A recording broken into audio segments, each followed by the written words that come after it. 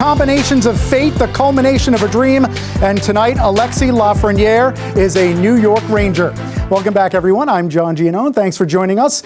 There is something very special, very unique, and sometimes very overwhelming about being a #1 overall selection. It's a specter that a player will carry with him for his entire career. For more on that, here's the man who joins us from Arizona, the man who joins us every night on MSG Hockey here with the New York Rangers, Joe Micheletti.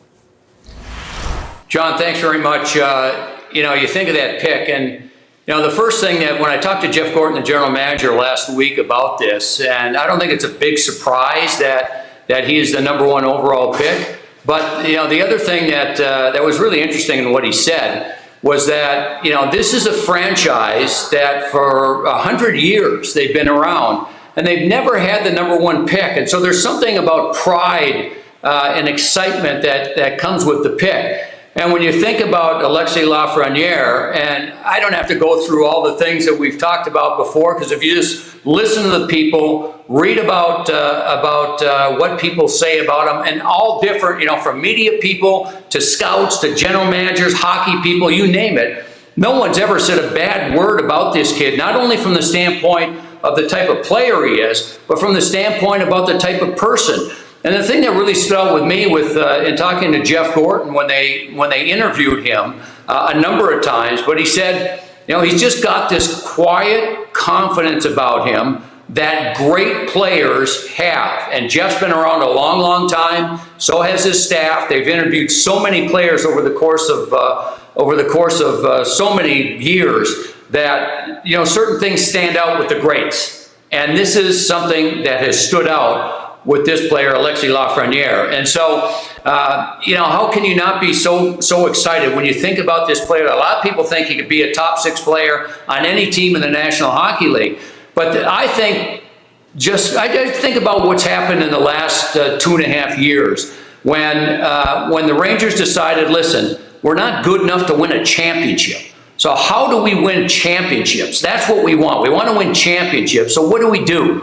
So they went through this entire process and really made some very difficult decisions and let some good players go and a lot of fan favorites go to try and win championships because they were convinced that they couldn't with what they had. They didn't have anything in the cupboard, and now you look at what they have, and it's like a stable of thoroughbreds. I mean, there are some tremendous young players that the Rangers now have in their possession. We've already seen some of them. Others will come along. And who knows how long it takes to win a championship. I mean, you just watched Tampa Bay, and it was 11, 12 years ago when they had the #1 pick, and another 8 years or 9 years ago, the #2 overall pick, and it's just hard to win. But you know what? When I look at what the Rangers have and what I've seen thus far, it sure makes you smile at what might come in the very near future.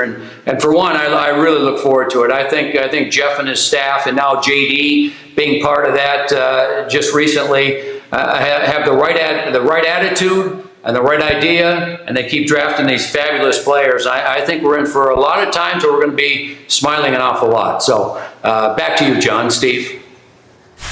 No doubt about that, Joe. Thanks so much for the insights. And you heard him talk about how #1 overall pick is an aspiration for a lot of kids. Mm-hmm. It's an inspiration once you get there. But this is a Quebec kid now moving to New York City as the #1 overall pick. Speak to the specter of that from your experience. Yeah, you know what it is, John? It's really just getting as comfortable as soon as possible so you can play your game. You want to get through all the introductions. You want to learn everybody's name. And I'm talking about from trainers through the staff.